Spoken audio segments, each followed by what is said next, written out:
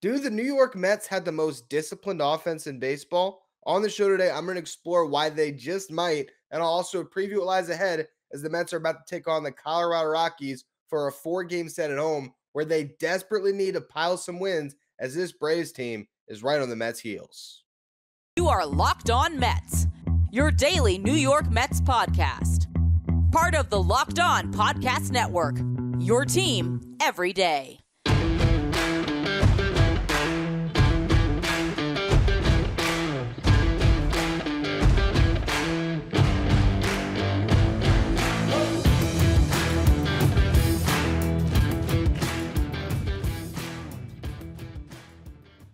Hello to all you amazing Mets fans. You're watching Locked On Mets, part of the Locked On Podcast Network, your team every day. I'm your host, Ryan Finkelstein. If you want to find any of my work, follow me on Twitter at FinkelsteinRyan. You can also find some of my writing at justbaseball.com, where I work as the managing editor and where I am working on another article about the Mets right now, diving into if this is the most disciplined offense in baseball. And the reason why I came up with this idea is because I was on Baseball Savant the other day and I was looking at the swing take profile of some of the best hitters in baseball. And this is another one of these advanced metrics that try to tell us, the value of a player or the run value. And basically, the basis of a swing take profile is the plate is divided into 4 attack regions. I've talked about this on shows previously, but it's been a while, so I'm going to reiterate the entire thing here. So there's 4 regions of the plate for a hitter. You have the waist region, which I think is obvious. The pitches you should absolutely be laying off. You have the chase region, the area where pitchers are able to get batters to chase more frequently, which is outside of the shadow zone. The shadow zone is right around the strike zone there, that ring where a pitch could be called a ball or a strike, that kind of shadow area. That is the shadow zone. Then you have the heart, which is obviously the heart of the plate. For each region, Baseball Savant will show a frequency of pitches thrown for each hitter, as well as the rate of swinging and taking in those regions, and also the value. So if Pete Alonso swings at a bunch of pitches in the chase region, but he connects on enough of them and he's hitting home runs, that's going to continue to increase the run value that he is producing on his swings. And that's going to lead to a better overall run value for him as you add all 4 regions together. But if he's swinging at those pitches in the chase region, right, and he's striking out a bunch, that's going to plummet his run value. So swinging in the shadow region or the chase region isn't necessarily a bad thing. It just depends on the results that you're getting. If you're a really patient hitter like a Francisco Lindor and you really have honed in on the heart of the plate and you're not swinging outside of that, you can really increase your opportunity to put runs on the board based on your ability to draw walks, get into good counts, and ultimately do damage when the pitch does come across the heart of the plate, or if you're able to swing at some of those shadow region pitches and get some hits. So the reason why I look at this is because if you're looking at the leaderboard, right, for the swing take profile, even if you don't understand this, because it is kind of a newer concept that I'm still just grasping it myself, but it's pretty clear that the better swing take profiles in baseball are, geared toward the best hitters, right? If you have a good swing take profile, you're generally getting good results.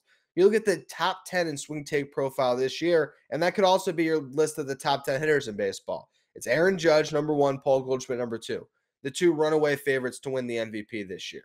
Then it's Freddie Freeman, then it's Jose Ramirez, then it's Manny Machado, then it's Alex Bregman, then Nolan Arenado, Mookie Betts, Rafael Devers, and Yordan Alvarez closes out your top 10. So that gives you some more, evidence that there is some merit behind the idea that a good swing take profile generally means a good hitter. Here's where the Mets get into the most disciplined and best offensive team category based on this philosophy of looking at their swing take profile, because they have more hitters in the top 40 than any team in baseball. The best that any other team has in the top 40 is 4 hitters. And actually, if you expand out to the top 50, that remains true as well. The New York Mets have 6 hitters in the top 40 when it comes to their swing take profile. So you have Francisco Lindor and Pete Alonso, who are locked into a 6-way tie for the 13th best mark in baseball with Will Smith, Mike Trout, Trey Turner, Austin Riley. Actually, it's a seven-way tie. I counted that wrong. And Bryce Harper at plus 25 when it comes to the run value. So they've added 25 runs based on their swing take profile. Mark Canha is a plus 20. Jeff McNeil and Starling Marte are both plus 19s. Brandon Nimmo's a plus 18. So that gives you your 6 hitters in the top 40. Now, the Braves only have one, Austin Riley. But if you expand it out to the top 50, it was, I think, Swanson, Michael Harris, and there was one more that I'm drawing a blank on that I didn't write down here. But they did have 4 in the top 50. Actually, the 3 that were outside of Riley were actually 48, 49, and 50 to close out that top 50. You look at the top 40 still, where the Mets have the 6 hitters. You had the Padres that have 4 with Manny Machado, Juan Soto, Brandon Drury, and Josh Bell. You have the Dodgers that have 4 with Freddie Freeman, Mookie Betts, Will Smith, and Trey Turner. And you have the Astros that have 4 with Alex Bregman, Yordan Alvarez, Jose Altuve, and Kyle Tucker. And there's no coincidence that we just went through and we're talking about, the best teams in baseball. And the one best team that's not mentioned, which is the Yankees, Aaron Judge is again atop the leaderboard and is putting together a season where he is a one-man offense at times. You look at the Mets team offense that kind of backs up this swing take idea here, how the results of the swing take profile are lending themselves to a highly functional offense. The Mets are 4th best this year among all teams in K rate at 20%. So they're not striking out a bunch, which leads obvious credence into a swing take profile. They're also 5th best in batting average at 258. They're 6th best in BABIP, which is batting average on balls put in play at 302. Their base percentage of 329 is 3rd best. And their team WRC plus, which measures hitters based on a league average of 100, is 113, which is tied with the Houston Astros for the 5th best mark. So based on all these different categories we can look at, the Mets are a top 5, top 6 offense in baseball. And if you look at where a large portion of that comes from, it's 6 hitters in their lineup. And I'm going to talk about those 6 hitters in a minute. It's Francisco Lindor and Pete Alonso, again, at plus 25 with the run value in their swing take profile. It's Mark Canha at plus 20, Jeff McNeil, Starling Marte plus 19 apiece, and then Brandon Nimmo plus 18. Those are the hitters that if you're talking about this Mets lineup, I trust moving forward to not only give you good at-bats to get through the remainder of the season, but to give you great at-bats in October. And that is something the Mets obviously will need down the road. Before we talk about them individually, though, if you're heading out with some friends and putting back a few drinks, a few can very quickly become a few too many. As the evening continues to go on, people start to head out, and you think about calling for a ride, but then you're like, you know what? I live close by. It's no big deal. I can make it home okay. That's not the case, though, because while you might think that the odds of you getting pulled over are slim, and even if you do, you wonder what the worst thing that could happen is if your insurance might go up a bit or you might lose your license. Things could be much worse for you. You could lose your job, you could total your car, or worse, you could kill someone or yourself. Everyone knows about the risk of driving drunk.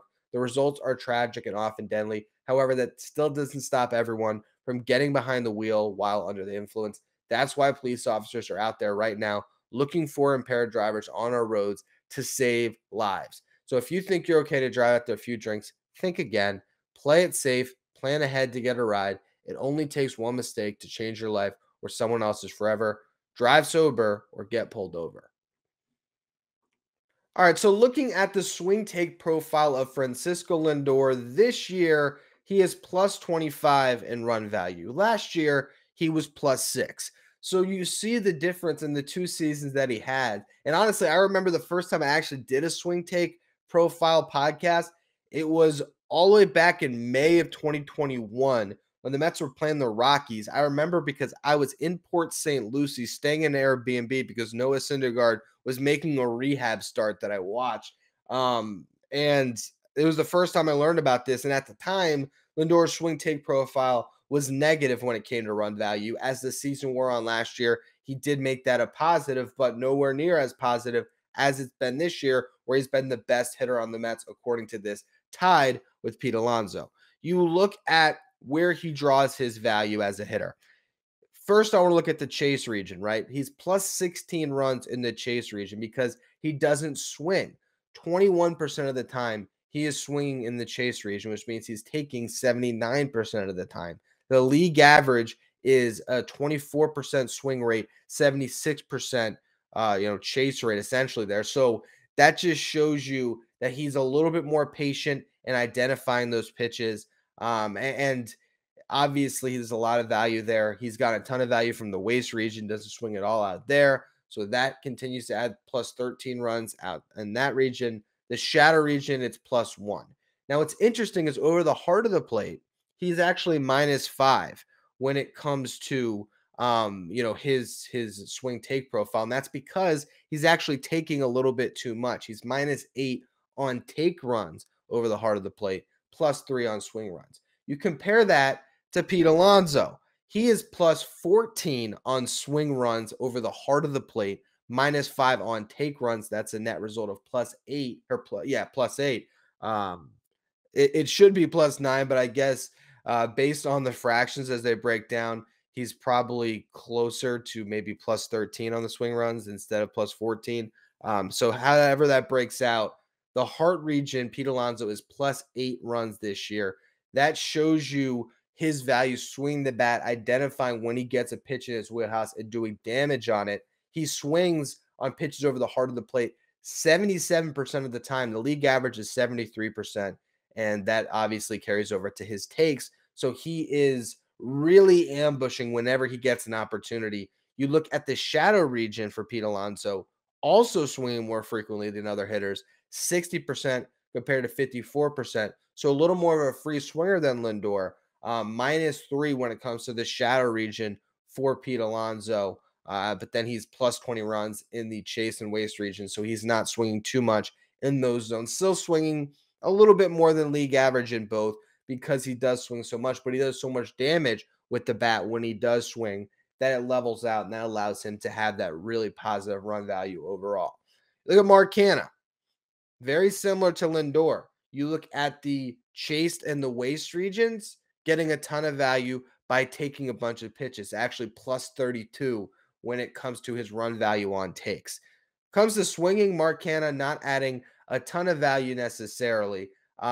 His shadow region, he's -3 runs. His heart region, he's -2 runs. He is +6 swing runs in the heart region, but he's plus or -8 when it comes to take runs. So that tells us that Mark Canha is maybe being a little bit too patient on pitches over the zone. He's missing some opportunities to do a little bit more damage, but because he's swinging so infrequently, that is allowing him to extend these at bats. You look at the amount of times he swings in the heart region is 66% of the time, compared to the league average of 73% of the time. But that also carries over to all the other regions. There's 48% swing rate in the shadow region as opposed to 54% of the league average, 19% swings in the chase region compared to a league average of 24%. And in the waste region, he does not lose strikes that far outside of the zone, only swinging 1% of the time. It's actually only 2 swings in the waste region all year. The league average is 6% of the time. So that shows you the difference in Mark Canha. Go to Jeff McNeil. He is a little bit more of a free swinger. Okay, so here's kind of the interesting dichotomy with him. He is swinging a ton of time, 81% of the time when the ball is over the heart of the plate. Jeff McNeil's swinging at it as compared to a league average of 73% of the time. Same goes in the shadow region, 60% swing rate compared to 54% league average. But when the zone expands, he actually does a really good job of keeping the bat on his shoulder. 23%, which is just below the league average in the chase region, only 2% in the waste region. Also, like Mark Canha, has only swung twice on pitches in that waste region compared to the league average of 6%. And you look at where he's getting his value. The take runs +22, the swing runs -3.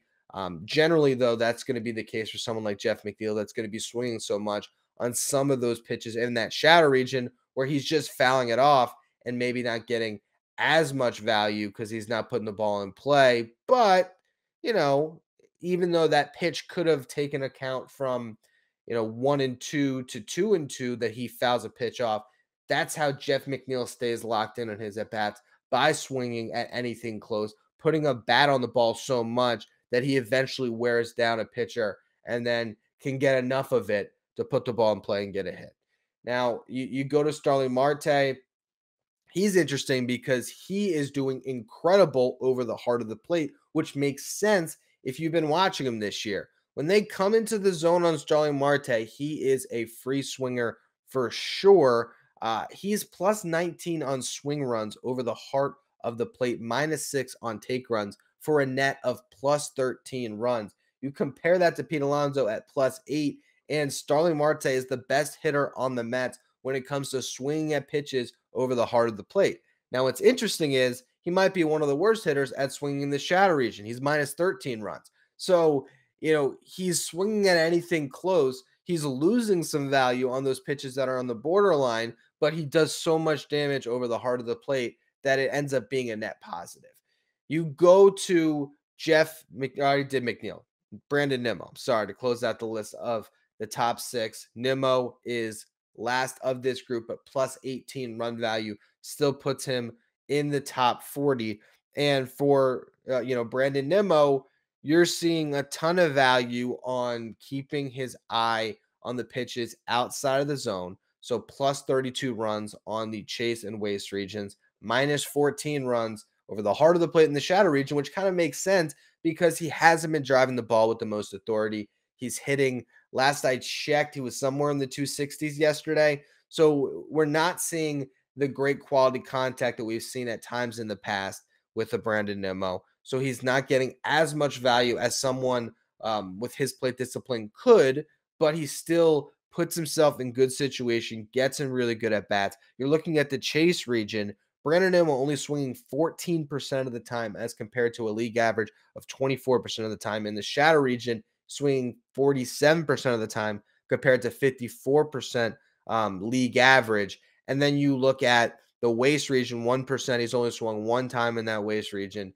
compared to that 6% league average. And then over the heart of the plate, he swings 75% of the time, just better than the league average of 73. So that just, again, is kind of a breakdown of his plate discipline. And the bottom line through all of it is you have 6 hitters in this lineup almost every day. Mark Canha, the only one who's not an everyday player at this point, but with Tyler Naquin's recent struggles, he's getting more back into that role.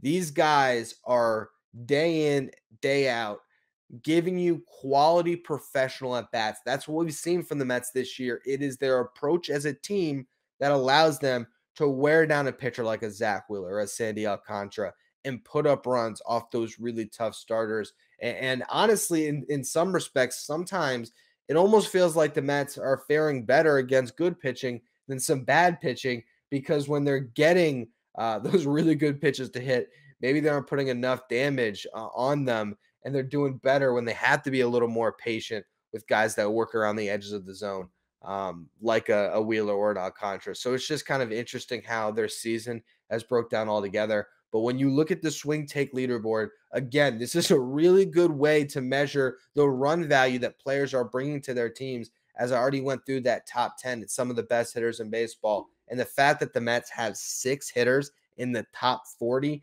that just tells you how disciplined they are as a baseball team altogether. But now we want to move ahead to talk about this weekend. This is going to be a critical series. Last I checked, the Braves are winning like 12-0 over the Pirates right now. So the division lead has shrunk to 1.5 games for this Mets team, close as it's been, I would imagine, since April. It's getting dicey, but you have a team in the Rockies that are bad on the road that you absolutely should destroy. I'm going to talk about that series in just a minute. But first, a word from our sponsors. The Colorado Rockies are not a good baseball team, but they're particularly bad when playing on the road. This season, and this is not including whatever game they might play today on the 24th, they are 36-31 at home, so 5 games over. They are 18-39 on the road, 21 games under. When they don't have that Coors Field effect, generally you are able to beat this Rockies team. The Mets lost their one series against the Rockies so far this year, but that was played where? In Colorado. You look at their recent success or lack thereof. Let's just go month by month breakdown. Good April for the Rockies, 12-9. Then they go 10-17 in May, 11-17 in June. July, they were only one game under, but since then, as the calendars turn to August, they are 8-13. You look at some of their hitters in the lineup, you can't find an OPS over 800 over the last 15 days. The best you can find is Charlie Blackmon at 785, who is hitting 342 over his last 10 games played with a 390 on base percentage, but not a lot of power there. Ryan McMahon hitting 310, but only a 326 on base percentage. He's got a little bit of pop with a couple doubles and a homer, 429 slugging, 755 OPS. Brendan Rodgers, 723 OPS, getting on base at a 327 clip, hitting 271. Brian Serven, their catcher, at 711. He has 2 home runs that have led to that, but overall only hitting 185. This is just not a great offensive team. And CJ Cron, their best offensive player, is going through a slump lately with a 546 OPS over his last 9 games played. Jose Iglesias, who was just recently somewhat in the fringes of the batting title race, hitting 237 over his last 10 games played, that average now down to 310. That's where they stand right now. When it comes to the pitching matchups this weekend, we don't know a bunch yet. Ryan Feltner is going for the Rockies with his 5.88 ERA. Jacob deGrom for the Mets in game 1. Got to feel good about that. Beyond that, we don't have any set idea here what the Mets are planning. Friday, though, we imagine it's Chris Bassett. They haven't announced it, but at one point, Buck Showalter did say it'd be deGrom and Bassett in some order on Thursday and Friday. So imagine Chris Bassett takes the ball then. We don't have an announced starter from the Rockies, but they did give a starter for Saturday and Sunday. It'll be Kyle Freeland with his 4.93 ERA and German Marquez with his 5.22 ERA. Neither of them having great years, although they have had some success in the past. And German Marquez in particular, if I do recall correctly, has had some success against the Mets. Outside of deGrom and Bassett, I would imagine you're going to see David Peterson this weekend. So that would likely come on Saturday or Sunday. I think probably Saturday. Max Scherzer would then pitch on Sunday, or if they want to keep him on regular rest, when do you go? He went on Monday this week. So Tuesday, Wednesday, Thursday, Friday. If they want to keep Scherzer on regular rest, they could go Scherzer on Saturday, Peterson on Sunday, and then turn that rotation back over with Taijuan Walker, I guess, starting that next series against the Dodgers, and then it would go to a Jacob deGrom, you would imagine. But bottom line here, this is a series against a team that is 21 under, whatever it was I said, when playing on the road, 4-game set at Citi Field when the Braves are playing against the Cardinals, who are on a tear recently. So what you hope happens this weekend is you hope that the Mets gain that half game back because the Braves are off on Thursday. So you have a free opportunity to pick up a half game, stretch it back to 2 heading into the weekend.